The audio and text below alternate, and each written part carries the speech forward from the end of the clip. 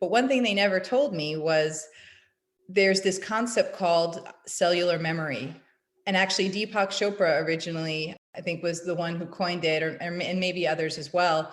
But basically, who we are is not just in our brains. I mean, who we are is actually in our cells and organs, which are big groups of cells. When that's transported into another person's body, that person can start to take on characteristics of the donor.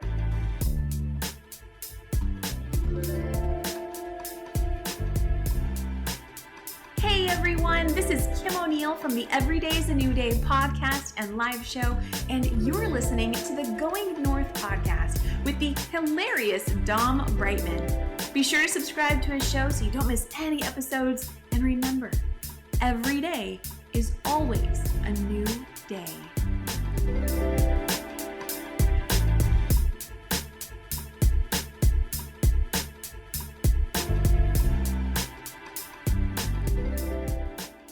And today on the Highlight Reel Builder for Authors, known as GMP, the Great, Glorious, and Glamorous. I also add gorgeous too, because today's guest fits all four of those G's, because today's guest in particular is a wonderful physical therapist. Oh, that's right, indeed, a physical therapist, a doctor on top of that. So that's right, folks. It's a wonderful cupcake and milkshake with the cherry on top.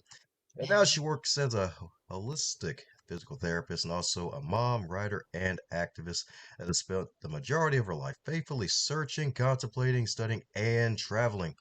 And along the way, allowing in love. You heard that right, folks. All the hearts, self-awareness, and adventure, which has led to growth, expansion, and freedom. So let's give it up for the fabulous Eminem himself. And we're not talking about Mickey Mickelson or the candy or the rapper. We're talking about the one and only Dr. Melissa Mayer. How you doing today, Dr. Melissa? Thank you, Dom. Doing well. Oh, yeah, she's doing well with all the water, y'all. That's right. That's right, indeed. That's right, indeed. That's right, indeed.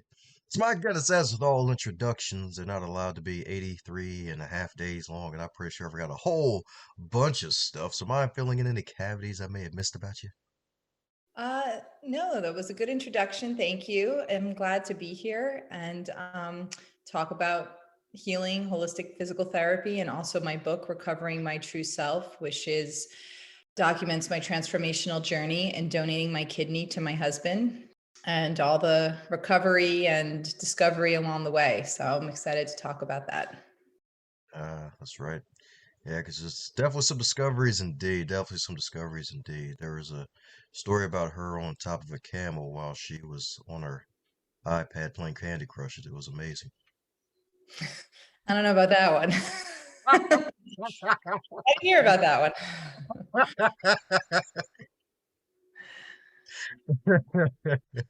Well, it ain't about crushing candy. It's about fabulous relationships actually becoming a lifelong adventure. Because if I'm not mistaken, I believe you and your husband were high school sweethearts, right? Yes, we did meet in high school. And that term high school sweetheart sometimes used to trigger me a little bit because we knew each other growing up in Paramus, New Jersey at Paramus High School. But then we went to separate colleges. I went to University of South Carolina. He went to College of William and Mary.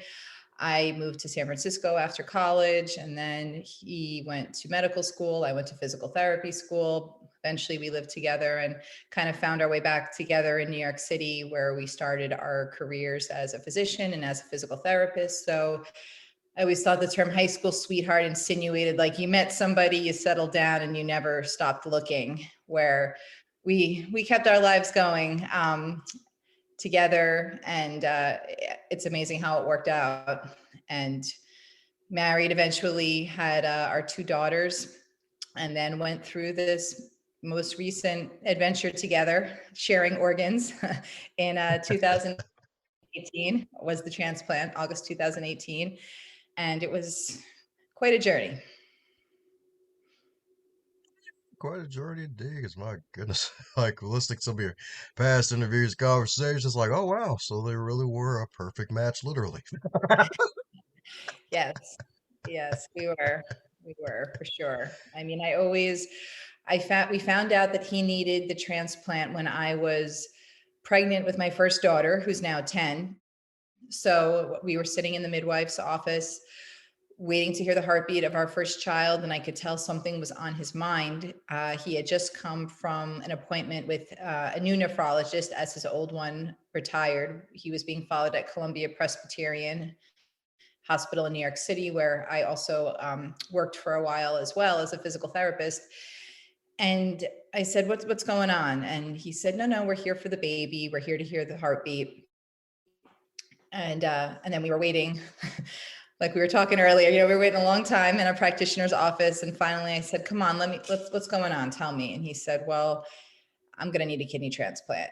So it was obviously shocking news and the timing of being pregnant. But I said, what do we do? And he said, well, we need to find a donor. So thankfully, a whole bunch of family and friends volunteered to be the donor. And the best match was me. And I said, without a doubt, I want to be the donor. I was a little concerned about being pregnant at the time, but the nephrologist said, now that you have a living, willing donor, his creatinine levels were raised very high, but they said we can wait a little bit longer. There's a kind of cutoff mark that he was getting very close to, but wasn't there yet. And they said, we can't really tell you the progression of how long that will take, maybe 6 months, maybe a year, but miraculously it was 7 years from that point. So I was able to have my first daughter, able to have my second daughter. We moved out of New York City to where we live now on the east end of Long Island, known as the Hamptons. And it was great. We were able to be parents and not have to think about any of that. All of it was done and ready to go. And then in August 2018, it was time. So we had to mobilize back in gear, chest x-rays, all the diagnostic testing, blood tests, CAT scans, a meeting with a psychiatrist, all sorts of different things. And then before we knew it, it was the surgery date was scheduled. And, it was one of those things that I had initially viewed as an obstacle, but miraculously became this opportunity for growth and transformation. I mean, obviously, thankfully, we both were healthy and well before, during, and after. So the discovery and transformation and opportunity for growth, that was the piece I never saw coming. And when it happened, it was very welcomed. And it's what really was the main inspiration behind the book. Yeah, that's right indeed. That's right indeed. Yes, indeed. It's kind of funny how it works. It's like, oh yeah, classic beginning of time with man. It's like, all right, we're gonna take this rib out, make woman, and man's like, hey, we're gonna give a back kidney so you get a kidney back. It's like, trading, baby. Yeah. I mean, no, it's true. I mean, metaphysically, but also physically, it's incredible. I mean, I'm a fan. I'm a holistic physical therapist. I'm a big fan of metaphysics and alternative medicine, but I will always support the traditional medical model and what its capacity to do. I mean, to take a kidney out of my body and put it in my husband's is pretty spectacular. And a kind of a fun story that people always love to hear. There was obviously lots of preparations and lots of education about what it was all going to look like. It was done incredibly well in terms of the education piece, so we knew what to expect. But one thing they never told me was there's this concept called cellular memory. And actually Deepak Chopra originally, I think, was the one who coined it, and maybe others as well. But basically, who we are is not just in our brains. I mean, who we are is actually in our cells and organs, which are big groups of cells. When that's transported into another person's body, that person can start to take on characteristics of the donor. So I actually found some books on it and read some stories about, and even heard from other donor recipient pairs that said, oh yeah, we saw that too. And the thing that we noticed the most is, my husband he's a physician, he's a dude, he's very pragmatic, likes his sports, all the kind of traditional male qualities that our society, for good or bad, recognizes. But there was this kind of more creative side to him that we saw emerge several months after the transplant. And we noticed it most obviously in my children go to Waldorf schools, or did go to Waldorf schools. Waldorf education that's a whole other conversation. But basically there's this art form that they do called needle felting, where you take this wool roving wool, like from sheeps, and you needle it, and you can make soft, beautiful animals or dolls or any sort of thing. So I used to try doing it with my children, but I was never able to do it. But all of a sudden he had this creativity in him, and I was going through this whole creative discovery through my writing, through my book. And he just sat on the couch one day, took this basket of wool roving, and just needled an amazing dolphin and a whale. And my kids were like, wow, look at dad doing all this stuff. And it was all of a sudden he was able to do that. And even like his drawing, or just things that he would just sit down and do, artistic kind of crafts with the kids. It was incredible. And even just his sensitivity to certain stories and things I would tell him, I could just see him get, touched more emotionally by situations. And we would always joke that that's my kidney. That's getting sensitive to something, or, that's behind the kind of all of a sudden, like, brand new creativity that was in him. Ah, well, what a whale of a tale.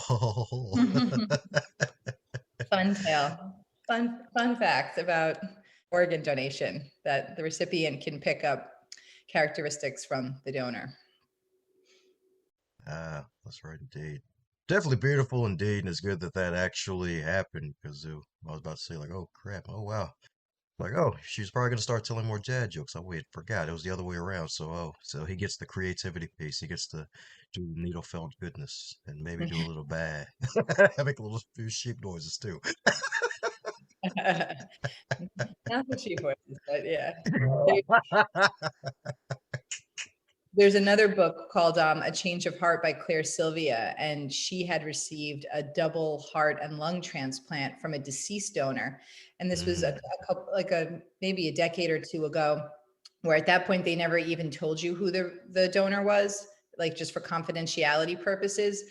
But in her book, she wrote about, she started having food cravings, like, was it fried chicken or certain types of foods that she never ate. And then when she finally did connect with the family and started telling them about different food cravings and things she was experiencing, they were like his favorite foods. And the family was like astonished by this. And she even knew, she had a dream about his name, and she even knew his name. And they were like, how could you possibly know his name? And she said, I had it in a dream. So it was like his essence and his, being started manifesting in her after she received his two lungs and his heart. Oh, dang, some folks will be like, all right, this turns to a horror story. All right. Oh man, but that is amazing. And it does make sense too, because I mean, we're spiritual beings and these are our mighty vessels. And I mean, this is our home. So, I mean, part of home is when it leaves home, it's always going to be with you, even if it goes to another home. Well said. Absolutely. Yes, indeed. Yes, indeed. So, my goodness, my goodness. So, after the successful transplant and surgery and being able to discover your husband's creativity, even though I think the book actually came from that. So, out of nowhere, so you actually traveled to Sri Lanka right afterwards, right? Yes. 3 months after the transplant was in August, and I went in January. And it was an incredible opportunity. I had already been practicing meditation and yoga for many years, but meditation specifically with the Long Island Buddhist Meditation Center, which is a local Buddhist center. So a friend of mine who helps run the temple said, Melissa, we're going to Sri Lanka. You need to come. And I said, Don, I had surgery a couple months ago. I'm writing a book. It's Christmas. I'm wrapping gifts for my kids. I can't just go to Sri Lanka right now. And then as I'm sitting on my computer writing my book, about the first chapter is called Stepping Outside Your Comfort Zone. And as I'm sitting there writing the book thinking, are you saying no to an opportunity to go to Sri Lanka? You're talking about stepping outside your comfort zone. So I called him back and I said, all right, I'm in. And I thought maybe I'll even, get some good work done on my book. I'll get away from the kids and from my life and just have some time to write. And it ended up being, just this incredible opportunity for growth and spiritual transformation. The cover of my book is me sitting on the top of Mount Sagiri. It looks like it's the spiritual mountaintop.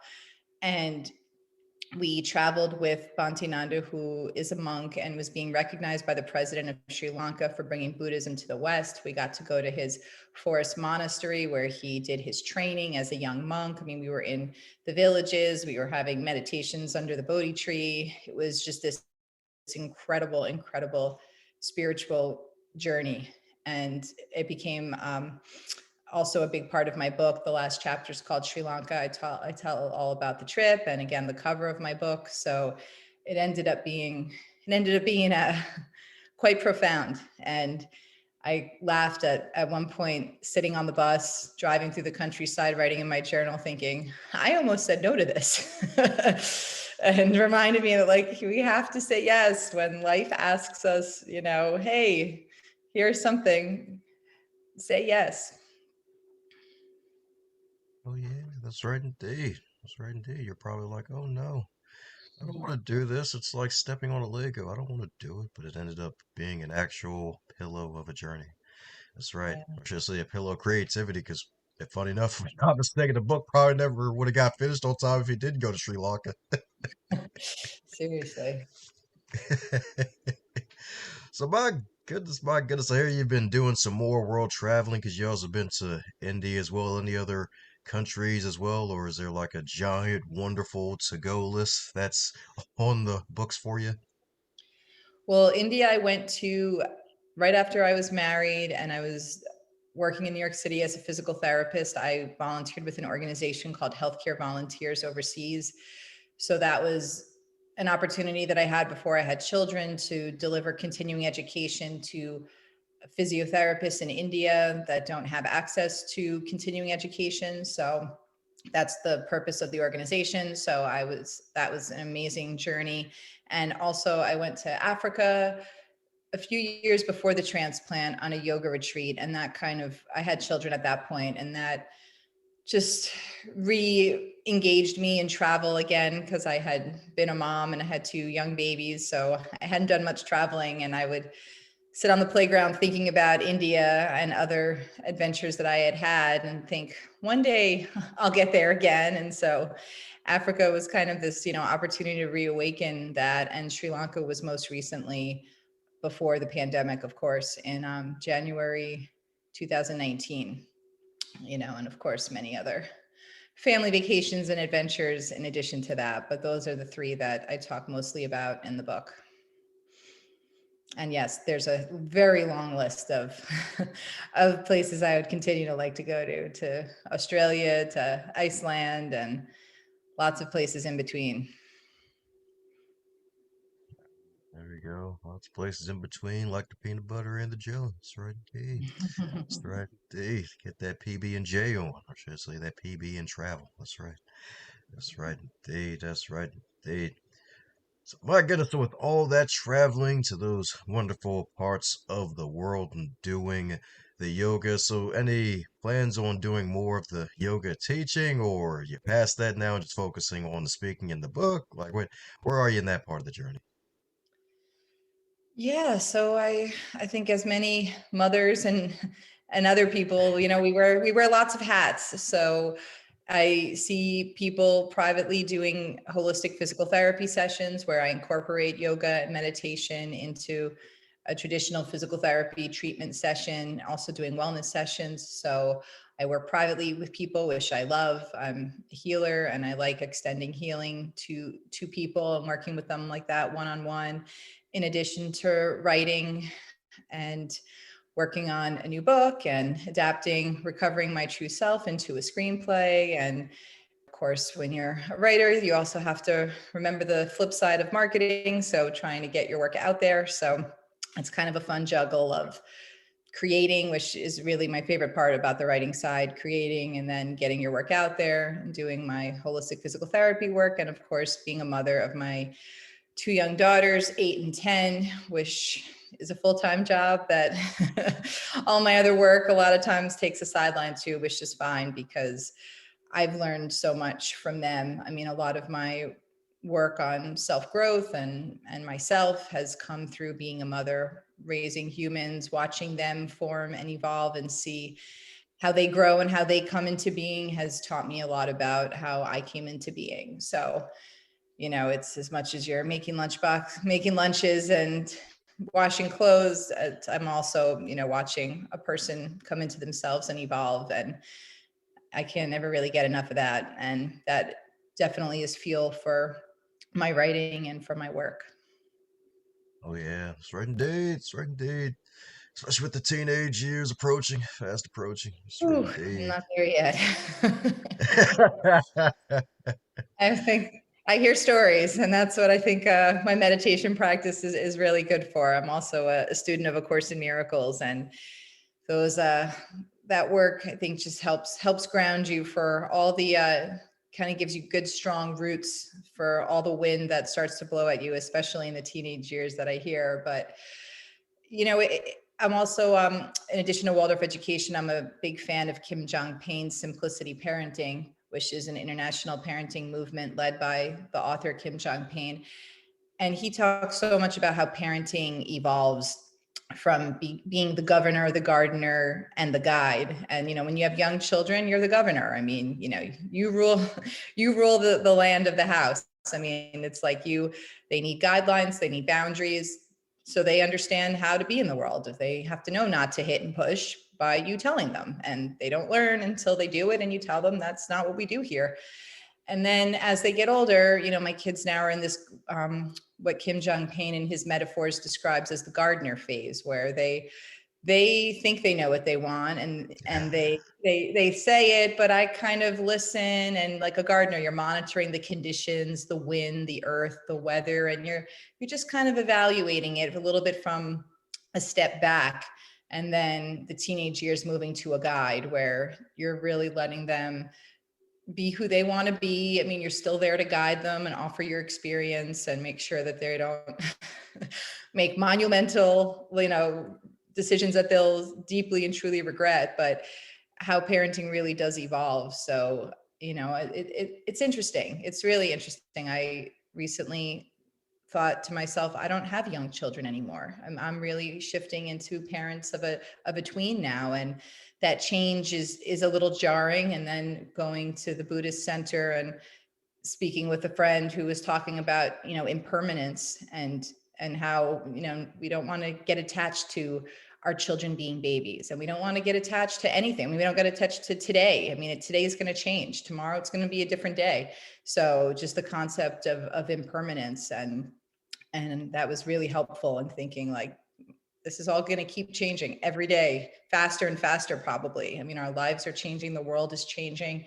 And if we can accept that everything is changing all the time, then when the bigger milestones come of high school graduations or the passing of a loved one, those monumental transitions, they're not so jarring, because we're like, yeah, this is impermanence. This is change. I don't want to get attached to things how they are right now, because when they're good, we want them to stay the same. When they're bad, then we want them to change. But just the whole concept, the Buddhist concept of impermanence, has been very helpful as my children are growing and shifting, and in myself as well, in my relationships and my life. Beautiful indeed. My goodness, that's really amazing. So I guess the three G's. So governor is they're young, and then while they're still young, but not as young, basically the gardener, and then eventually the guide. So that's actually really freaking awesome. I never even heard of that, and that's so darn true because the conversations do change.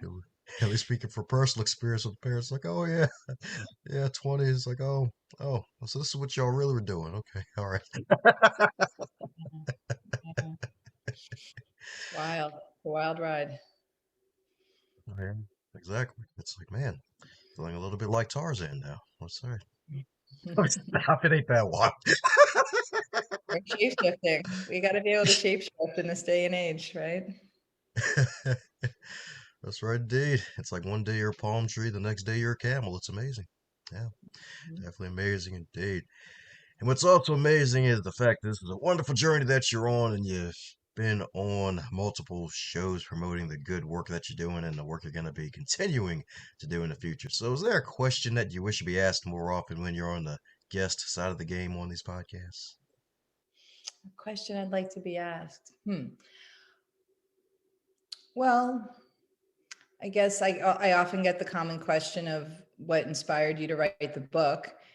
And usually I kind of answer that question with, the kidney transplant is really the obvious, it's kind of the obvious answer, but then the deeper underlying inspiration was, I got a premonition to write the book before I even knew my husband was, before we shifted back into that transplant phase. This was, I'd say 9 months before we got the call to say, okay, this is back on and we're doing this. So I was sitting on the couch with my husband several months before, and I just got this premonition and said, I'm going to write a book. And he said, he's very supportive. And he said, okay. And it was kind of surprising because being a physical therapist by trade, I'd always kind of considered myself more of a scientific, or, they would say we're left brain and we're right brain. Like, I'm not a creative person. I'm a more, pragmatic, scientific, mathematic person. So, but I was doing I was reading The Artist's Way by Julia Cameron, which is a 12-week self-study course in creative recovery. And that book was incredibly transformational for me because I started realizing, and in her book, as there's writing exercises, she encourages you to do daily morning pages, which I still do every single morning. Every morning you wake up and you write right off the bat. She suggests you go on artist dates to places that you've always wanted to go, even if it's, a store in town or a little museum in your local area that you've never been to, but just opportunities to connect to your creativity. That creativity doesn't have to be tethered to people that have taken professions in the arts. And I started connecting with that through my children and seeing like they were born creative. Like I'd watch them create something or paint a picture and say, if they were born with it, I probably was too. And I had developed this restrictive belief that I wasn't creative enough to write a book, for example. And I started really working through that. And that was initially what I was going to write the book about, just the whole creative recovery process. And that was really monumental for me. And to realize, no, we're all creative. We create our lives, we create podcasts, we create things in any capacity, and they're extensions of who we are. So that was really that's really the underlying foundation of the book is creative recovery and creating yourself and telling your story and finding yourself who you are. Carl Jung says that the privilege of a lifetime is to become who you truly are. So the book and telling my story, it was about becoming who I truly am. And that was through a creative process and a creative journey that didn't have to be tethered to me declaring I'm an artist per se, so that. Hey, ain't nothing wrong with declaring it, That's right. You know about the power of declarations. The doctor knows how to declare, y'all. That's right, Yes. indeed. That's right, indeed. That's right, indeed. Well, and speaking of creativity, if your book was a food, what would it be and why? Ooh, I've never had that question before. My book was a food and why? I'd say an apple. It's kind of shiny and pretty on the surface. And then when you bite into it, it's crunchy, it's good, and you want to kind of keep going with it. So I think, I think in the book, there's really something for everyone. Like I said, it starts off with stepping outside your comfort zone, talking a lot about travel and creative recovery, parenting in kind of those different ways we talked about, Buddhism, and even sobriety. I had, I'm a highly sensitive person, as there's, some really great books about that. And so realizing that I had been numbing my sensitivity for so many years with alcohol and food, and realizing after the transplant, after having a divine wake up and this kind of spiritual transformative moment, then stopping to drink alcohol because I was recovering from surgery. My husband was on immunosuppressives. They said, don't drink. And I said, okay, we won't drink, we'll take some time off. And then all of a sudden noticing how much I felt even more like a vessel, like everything was just coming through. And now that I didn't have alcohol kind of complicating those matters. I wasn't numbing myself. Things were just coming in loud and clear. And after 3 months, the doctor said, you guys can have a glass of wine at dinner or whatever. And I said, no. I said, I'm so clear, and my writing, everything is just, I'm channeling, I'm vesseling all this energy, and I don't want to mess that up anymore. So I talked a lot about, sobriety and stopping drinking, and even how food can be a struggle with being at parties and feeling the other people's energies and feeling overwhelmed and overstimulated, and kind of numbing it with food and with alcohol, and kind of those struggles. So I think the book does have something for everyone. And I also I made the decision not to, at one point a publisher had said, people don't want to hear about you. The readers want to hear about themselves. So you have to direct this as 12 ways to transform your life. And I sat with that and I meditated on it. And I said, no, I think it's the other way around. I think people enjoy hearing stories that are honest, that are raw, that are vulnerable. And then they pick up what resonates with them.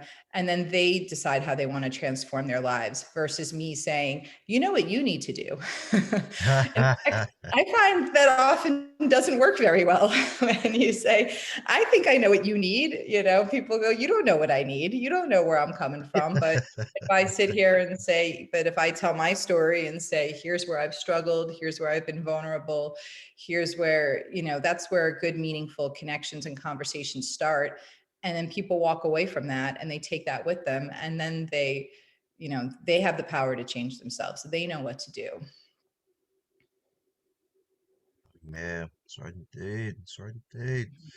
Yeah, because you're right. You're definitely right about that. There's like two schools of thought here. Because in a way, this book is mostly a memoir of sorts too. Because with all the stories and your life experience, and when you read a memoir, a biography, it's like it ain't always about the reader per se. It's your stories, your life. You're reading someone's life story and seeing what resonates. I mean, yeah, there's some books where hey, you want to write for the reader, but hey, if you want good stories and you get something out of it, that's where you gotta go. That's right, indeed. That's right. Absolutely. And I've read plenty of those books, and I enjoy them, but I always noticed my favorite part was in the beginning or the end, the author would say what made them want to write this book. They'd say, I had a tragic diagnosis. I lost my mother or a loved one. And ever since then, I've changed my life. And this is why I wrote the book. So I use that as I said, my favorite parts. Usually I read the titles and the tips and then I kind of put it down. But the story, the other person's story of the author, that's usually what really intrigues me. So at the end of my book, I did include a toolbox because, like we were just saying, you hear a story and something resonates with you. So then I put a toolbox at the end to say, all right, hopefully this book is uplifted or inspired you in some way. And here's some things to maybe get started with if they feel right to you. And number one is meditation, because I think when we find that small, still voice within, when we stop and we sit still, so many of the answers come. So, we know to eat.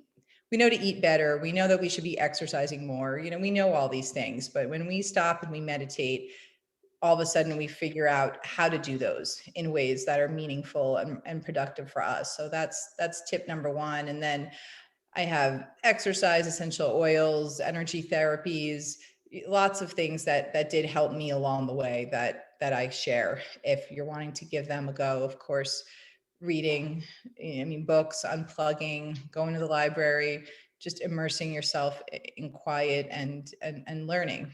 So I did kind of put that for the reader at the end because I thought, let's give the reader something. But ultimately, I think it's really the storytelling that really uplifts the reader. And that's also what readers have been reporting back to me as well.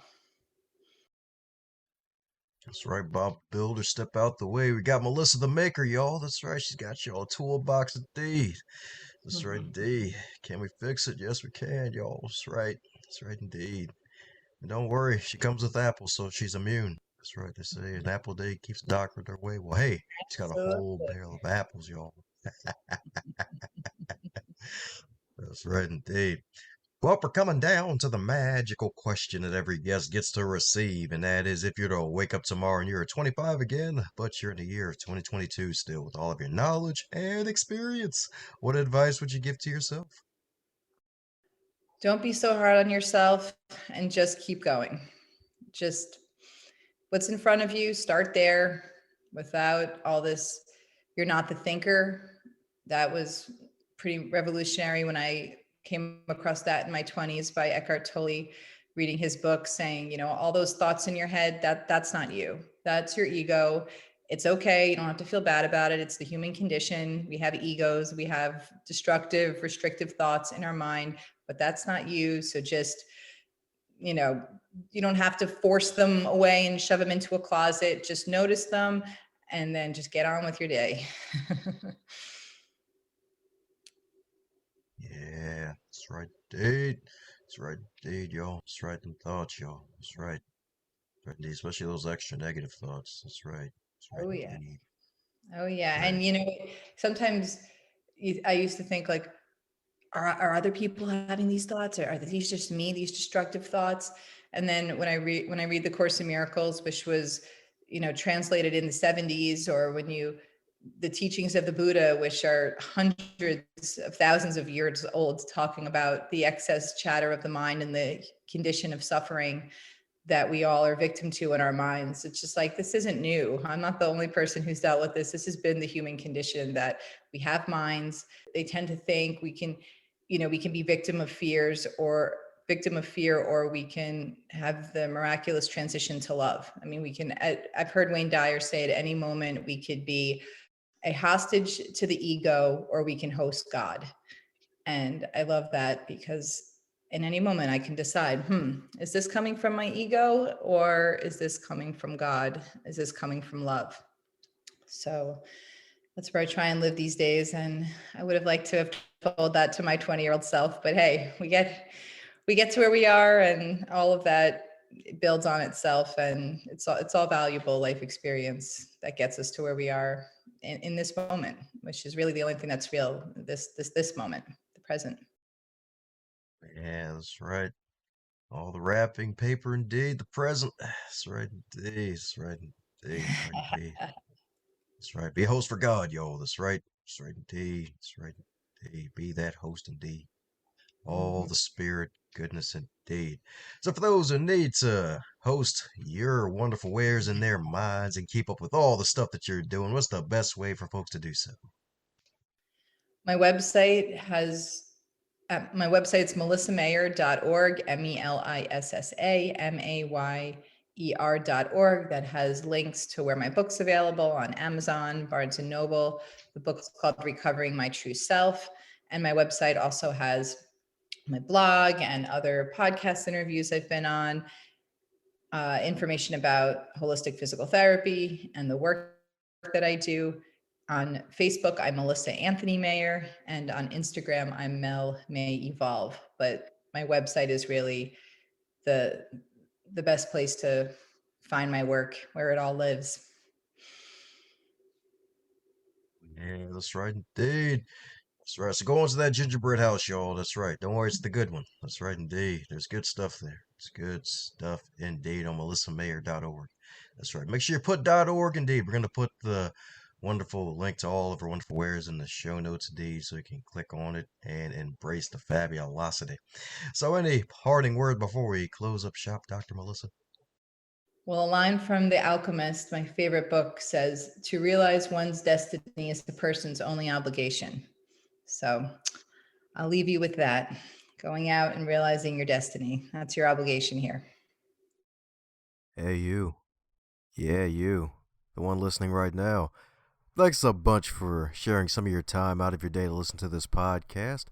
To take it to the next level, be sure to share it with someone that you care about and that would get something out of this podcast too.